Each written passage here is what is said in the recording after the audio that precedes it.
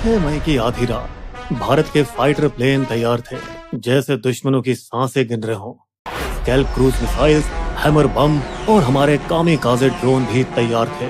पिछले 12 दिनों से एक सीक्रेट कंट्रोल रूम में NSA अजित डोभाल की निगरानी में देश के सबसे घातक दिमाग मिशन बना रहे थे, एकदम चुपचाप मगर जानलेवा। टारगेट थे POK और पाकिस्तान के आतंकी अड्डे। एक एक इंच की खबर सटीक तरीके से रखी गई थी। 2 हफ्ते पहले उन हरामी आतंकवादियों ने कहा था, तो जाके मोदी को बता। लेकिन अब प्रधानमंत्री का जवाब साफ था, देश की बेटियों के संदूर की कीमत तुम्हें चुकानी होगी पाकिस्तान। एक मिशन उन भारतीय महिलाओं के बदले और न्याय के लिए, जिनके पहलगाम आतंकवादी हमले में सुहाग उजड़ गए। ऑपरेशन सिंदूर, वायुसेना, नौसेना और थल सेना का ऐसा जोड़ जो दुश्मन को उसके सपने में भी दिखे और उसकी नींद उड़ा दे।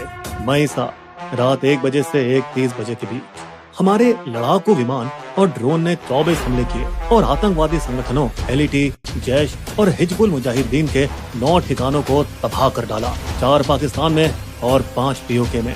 70 ढेर, 60 घायल, धुआं कर दिए सारे ख्वाब इनके। इनमें सबसे बड़ा हमला था बहावलपुर में मरकज सुभान अल्लाह कैंप, जो जैश ए मोहम्मद का मुख्यालय भी था। वही संगठन जिसने 2019 पुलवामा हमले को अंजाम दिया था। इसके साथ ही अब्दुल रऊफ अजहर, मसूद अजहर का भाई, जिसने IC 814 हाईजैकिंग प्लान किया था, भारत के मोस्ट वांटेड आतंकवादियों में से एक, वो भी इसमें जहन्नुम चला गया। साथ ही मसूद अजहर के घर में उसके परिवार के 10 सदस्य और 4 करीबी सहयोगी भी ऊपर निकल लिए। फिर LET मुख्यालय मुरीद के, जहां 26/11 मुंबई हमले के दोषी अजमल कसाब और डेविड हेडली की ट्रेनिंग हुई थी, वो भी नस्तनाबूद कर दिए गए। मुजफ्फराबाद POK में शवाई नल्ला कैंप, एक LET ट्रेनिंग सेंटर, जिनका पहलगाम हमले और 2024 में पहले के सोनमर्ग और गुलमर्ग हमलों में हाथ था, तबाह कर दिए गए। इसके साथ ही साथ ध्वस्त हो गया मरकज अब्बास, जो कि LOC से 13 किलोमीटर दूर था। इस LET कैंप में फिदाइन सुसाइड बॉम्बर्स को ट्रेनिंग दी जाती थी। अगली सुबह 7 मई 10 बजे ऑपरेशन सिंदूर नाम को आगे बढ़ाते हुए 2 महिला अधिकारियों, IAF wing commander Vyomika Singh और सेना के कर्नल सोफिया कुरैशी ने मीडिया को जानकारी दी, हिंदू मुस्लिम एकता की मिसाल देते हुए। हमारी कर्नल सोफिया अकेली शेरनी थी, जिन्होंने फोर्स 18 में भारत की कमांड संभाल रखी थी, जहां बाकी देशों की फौज मर्द चला रहे थे। वही नवंबर 2020 में विंग कमांडर व्योमिका सिंह ने अरुणाचल में एक जानलेवा रेस्क्यू मिशन को लीड किया, जहां मौसम बेरहम था और ऊंचाइयों से भरा था। फिर भी सब झेलते हुए उन्होंने वहां काम किया।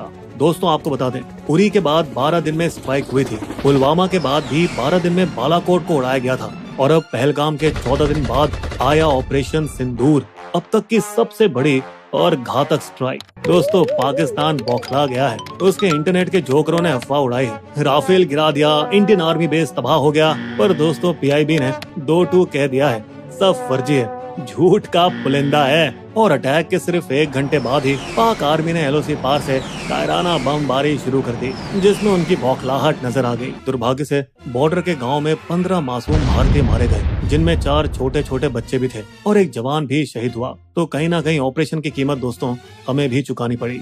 यहाँ सबसे बड़ी बात ये थी कि IAF ने पूरा ऑपरेशन पाकिस्तानी एयर स्पेस में घुसे बिना कर दिया, क्योंकि स्कैल्प मिसाइल की रेंज 250 किलोमीटर से ऊपर है, वहीं हैमर की रेंज 50 से 70 किलोमीटर है। और दोस्तों, कामिकाज़े ड्रोन GPS से लैस होते हैं, जिनको कहीं से भी उड़ाया जा सकता है। इसके साथ ही सबसे गहरी चोट लगी जैश ए मोहम्मद के हेडक्वार्टर को बहावलपुर में, जो कि पाकिस्तान के अंदर 100 किलोमीटर की दूरी पर था। अब क्योंकि ये हमारे नए हथियारों की रेंज में था, तो हमने एकदम सटीक वार किया। यहाँ गौर करने वाली बात यह है कि भारत ने पाकिस्तानी आर्मी के किसी भी ठिकाने को छुआ तक नहीं, क्योंकि दोस्तों हमें युद्ध नहीं, इंसाफ चाहिए था। लेकिन 7 से 8 मई की रात को पाकिस्तान ने फिर हरकत की। उसके ड्रोन और मिसाइलें 15 भारतीय शहरों की तरफ बढ़ी, पर हमारे सुदर्शन चक्र ने यानी S-400 सिस्टम ने खुद को बिजली जैसे एक्टिवेट किया और सारे पाकिस्तानी हथियारों को हवा में ही फोड़ दिया। ये तो कुछ भी नहीं, फिर हमारे हार्पी ड्रोन निकाले गए और पाकिस्तान के HQ-9 मिसाइल लॉन्चर और एयर डिफेंस को लाहौर में ही ठिकाने लगा दिया। दोस्तों, बता दें कि 8 मई की रात को भी पाकिस्तान ने सस्ते हमास स्टाइल रॉकेट हमले करने की कोशिश की थी जम्मू, पंजाब, राजस्थान के भारतीय आर्मी ठिकानों पर, मगर फिर से इंडिया ने उनका गेम ओवर करके दिखा दिया। तो दोस्तों, पिछले 2 हफ्तों में भारत ने पाकिस्तान पर लगातार दबाव कैसे बनाए रखा, आतंकवादियों की फुल प्लानिंग बेनकाब कैसे की और ऐसा क्या हुआ जिससे हमारी सुरक्षा में सेंध लग पाई, भारत ने आखिर ऐसे क्या ठोस कदम उठाए और कैसे पहलगाम दोषियों को उनके छिपे हुए बिलों से निकाल कर भगाया गया। दोस्तों, हमारा पहलगाम पार्ट 2 इन्हीं सवालों का जवाब देगा। तो पहलगाम हमले के कुछ घंटे बाद ही मामला बिगड़ने लगा और आईएएफ ने राफेल जेट के साथ आक्रमण की तैयारियां शुरू कर दी। वहीं नौसेना के आईएनएस सूरत ने एक सफल सरफेस टू एयर मिसाइल का टेस्ट किया। इस सब की वजह से बॉर्डर के उस पार पाकिस्तान के पसीने छूटने लगे थे और उन्होंने पूरी फौज को अलर्ट कर अरेबियन सी में अपने मिसाइल टेस्ट किए और भारतीय विमानों को ट्रैक करना शुरू किया। दोस्तों, पाकिस्तान का एलओसी के पार बेवजह अटैक करना और उस पर हमारी फौज का धुआंधार जवाब हमले के दिन से ही जारी है। लेकिन यहाँ सबसे बड़ा ब्रह्मास्त्र तो भारत ने निकाला इंडस वाटर ट्रीटी का पानी बंद करके, जिसकी वजह से लगभग 80% पाकिस्तान सूखा पड़ सकता है, खासकर पंजाब और सिंध जैसे इलाकों में जहाँ खेती इसी पानी पर टिकी है। और ये कोई छोटी बात नहीं है दोस्तों, क्योंकि 1960 की इंडस वाटर ट्रीटी आज तक कभी नहीं तोड़ी गई, न ही युद्ध के समय और न ही आतंकी हमलों के बाद। मिट्टी हटाने के बहाने भारत ने चिनाब नदी के बहाव को इस कदर रोक दिया कि पानी अब सिर्फ 1.5 फीट रह गया है, जिससे लोग अब पैदल नदी पार करने लगे हैं। इस मास्टर स्ट्रोक के चलते भारत ने झेलम और चिनाब नदियों पर 5 नए पावर प्रोजेक्ट्स को फास्ट ट्रैक पर डाल दिया है, जिन्हें पूरा होने में 3 से 5 साल लग सकते हैं। दोस्तों, आपको बता दें कि अब तक ये सब करने के लिए ट्रीटी के तहत पाकिस्तान की मंजूरी लेनी पड़ती थी, लेकिन इस बार कतई नहीं। इंडिया फिर से झेलम नदी पर बांध शुरू करना चाहता है ताकि पानी के फ्लो को कंट्रोल किया जा सके और वो पीओके या पाकिस्तान में अपनी मर्जी से बाढ़ या सूखा ला सके।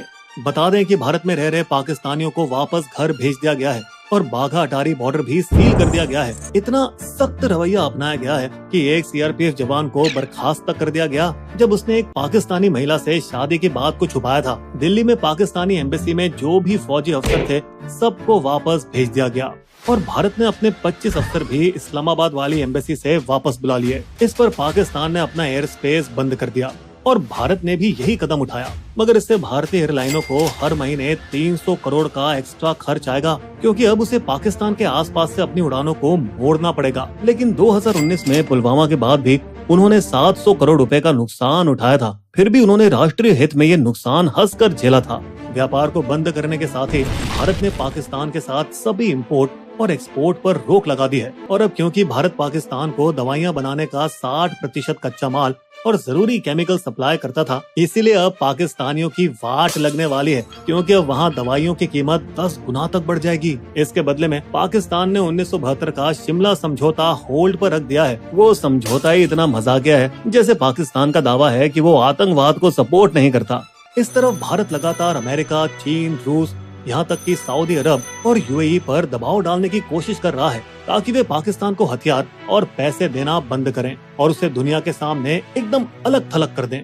इन सब चीजों ने पाकिस्तान में इतनी खलबली मचा दी है कि हाफिज सईद के घर के बाहर सुरक्षा बढ़ा दी गई है और स्पेशल सर्विस ग्रुप के कमांडो को तैनात कर दिया गया है। दोस्तों, बता दें कि पीओके पहले ही कई दिनों से इमरजेंसी में था, जहां 1000 से ज्यादा मदरसे सावधानी के तौर पर बंद कर दिए गए थे। वहीं चकोटी जैसे गांव में, जो सीमा से सिर्फ 3 किलोमीटर दूर है, वहां माता पिता बच्चों को अंदर बंकरों में डालकर उन्हें मजबूत किया जा रहा था। और इन सब के बीच हमारी एनआईए ने पूरा जोर लगा रखा है अपनी डिजिटल जासूसी से आतंकियों के मुजफ्फराबाद और कराची के खुफिया अड्डे ट्रैक किए हैं और खुलासा किया है कि कैसे टीआरएफ के मास्टरमाइंड कसूरी ने 2 लोकल कश्मीरी अनंतनाग से आदिल ठोकर जिन्हें लीडर बनाया और सोपोर के आसिफ शेख को उसका साथी। दोस्तों, इनकी कहानी कुछ इस तरह है कि 10 साल पहले ठोकर बस एक पार्ट टाइम स्कूल टीचर था, लेकिन जब उसने मारे गए आतंकियों के जनाजे में जाना शुरू किया, वहीं से उसकी आंखों में जन्नत का सपना आने लगा। जिहाद में जुड़ जाओ। और बिना किसी को बताए ठोकर लीगल वीजा पे अटारी बॉर्डर क्रॉस करके पाकिस्तान चला गया और वहाँ जिहाद और हथियारों की ट्रेनिंग ली। आतंकी प्लानिंग की शुरुआत हुई थी एलईटी कमांडर फारूक अहमद और हाशिम मूसा के साथ, जो पाकिस्तान सेना के पूर्व कमांडो और हमले में भी शामिल थे। पहलगाम हमले के 8 महीने पहले अक्टूबर 2024 में ठोकर ने ही पाकिस्तानी आतंकी हाशिम मूसा और तलहा को लेटेस्ट हाईटेक हथियार के साथ एलओसी पार कराई गई। फिर उनको जम्मू के पूंछ रजौड़ी सेक्टर के मुश्किल रास्तों से कश्मीर में घुसाने में मदद कराई गई। मुगल रोड के घने जंगलों से वे जंगल के बहुत अंदर जाकर छिप गए। अपने झूठे नाम मूसा और यूनुस के जरिए वे चाइनीज ऐप पे बात करने लगे ठीक वैसे ही जैसे पुलवामा हमले के दौरान किया गया था। दोस्तों बता दे, पुराने एंटीना वाले मोटे फोन नहीं थे, बल्कि थे लेटेस्ट चाइनीज सैटेलाइट स्मार्टफोन, और इनमें satellite texting, GPS calling, internet जैसे सारे फीचर्स थे जिन्हें ट्रैक करना बेहद ही मुश्किल था, जिनका इस्तेमाल किया गया हमले के दौरान अपने पाकिस्तान में बैठे कायर आकाओं के साथ जुड़े रहने के लिए, जैसे कि कोई कंट्रोल रूम ऑपरेशन चल रहा हो। ये कुछ वैसा ही था जैसे 26/11 मुंबई हमलों में हुआ था। दोस्तों बता दें कि सर्च ऑपरेशन के दौरान आदिल और आसिफ के घर से धमाके का सामान बरामद हुआ था, जिसके बाद उन गद्दारों के घर नष्ट कर दिए गए थे ताकि एक मिसाल कायम की जा सके और युवाओं को पाकिस्तानी आतंकवादियों से जुड़ने से रोका जा सके। इन सब के बावजूद दोस्तों हमने गलतियां तो की हैं, जिसको सरकार ने पार्टी बैठक में भी माना। हम इस हमले को रोक नहीं पाए। हमने गलती कर दी बिना सिक्योरिटी को बताए बेसरन को इस साल जल्दी खोलकर। बेसरन को इस साल जल्दी खोल दिया गया बिना सिक्योरिटी को बताए। लेकिन दोस्तों रिपोर्ट्स कहती है कि बेसरन तो साल के ज्यादातर टाइम खुला ही रहता है, सिर्फ बहुत ज्यादा बर्फ पड़ने पर ही बंद होता है। यहाँ समस्या दरअसल ये थी कि सबसे पास का चेक पोस्ट भी बहुत दूर था, पहाड़ी के बेस पर 10 से 11 किलोमीटर दूर, जहाँ राष्ट्रीय राइफल आरआर की 3री बटालियन और सीआरपीएफ की 116वीं बटालियन तैनात रहती है। इसी वजह से ऊपर बेसरन पर फोर्स काफी देर बाद पहुंची, क्योंकि पहले 2.5 किलोमीटर तो एटीवी और बाइक से कवर किए गए, लेकिन अगले 4.5 किलोमीटर उन्हें कीचड़ और दलदल में भागते हुए कवर करना पड़ा। दोस्तों बता दें कि रॉ और आईबी ने अप्रैल की शुरुआत में ही अलर्ट जारी कर दिया था, लेकिन कहीं और का। श्रीनगर और पहाड़ियों के पास संदिग्ध लोग देखे गए हैं, टूरिस्टों पर हमला हो सकता है। जिसके बाद सुरक्षा बलों ने तेजी से कार्रवाई की। दाचीगाम नेशनल पार्क और श्रीनगर के निशात बाग क्षेत्र में 2 हफ्तों के लिए गश्त बढ़ा दी गई। दोस्तों यहाँ सोचने वाली बात है कि क्या हमले की योजना 19 अप्रैल के लिए बनाई गई थी, जब हमारे प्रधानमंत्री कटरा से श्रीनगर की पहली ट्रेन शुरू करने के कार्यक्रम में गए थे, जिस योजना को आखिरकार खराब मौसम की वजह से रद्द कर दिया गया। और क्या यही वजह थी कि फिर आतंकवादियों ने अपना टारगेट बदलकर बेसरन मैदान को बना लिया। वे 20 और 21 अप्रैल को आम कपड़ों में वहाँ रहकी करते रहे, जबकि सुरक्षा बल श्रीनगर में उनकी तलाश कर रहे थे। और दोस्तों बिना किसी सुराग के श्रीनगर में तलाश को उसी सुबह बंद कर दिया गया जिस सुबह पहलगांव में हमला हुआ था, जिसकी कोई जानकारी नहीं थी। दोस्तों बता दें 2016 के पठानकोट हमले के बाद 778 किलोमीटर एलओसी पर घुसपैठ रोकने के लिए हाईटेक सुरक्षा सिस्टम CIBMS लगाया गया था, जिससे बॉर्डर की निगरानी मजबूत हुई थी और आतंकियों के छुपे हुए ठिकानों का पता लगाने के लिए ड्रोन से निगरानी की जा रही थी, जो कि पीर पंजाल के घने जंगलों की वजह से